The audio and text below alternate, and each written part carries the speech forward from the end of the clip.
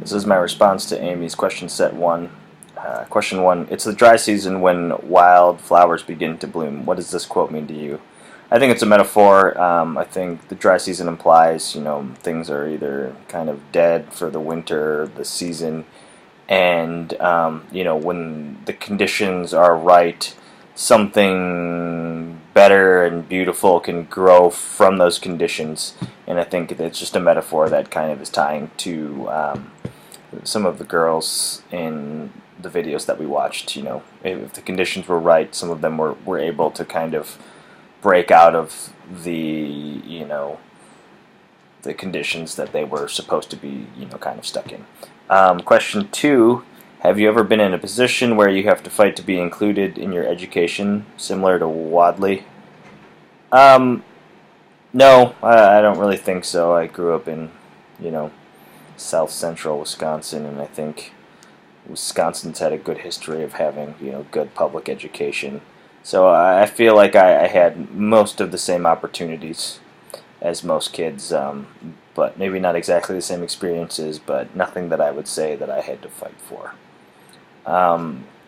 Question three: What would you do if you were expected to get an education, but if you weren't expected to get an education but stay home and do chores? How would you feel? I don't know if I'd really like that. I mean, manual labor, it gets really old. For a while before college, in between college, I guess, I worked at a hospital pushing patients around, and it was, I would equate it to that. It was just kind of menial, laborious work, and I felt like my brain was rotting away, so I wouldn't like that at all, staying home and doing chores. I mean, even if you're getting paid, there's no upward mobility, so I think I would hate that. Question four: Suma uses her education to make sure all girls can go to school. How do you use your education to benefit others? I guess I would say that I use my education to benefit others in a way that I work in a legislative office for the state assembly, and I use my education and the skills I've gotten through it to keep constituents informed, to help them with problems they may have. I think it's on a very small scale, but advocating for policies that would benefit people that are less fortunate.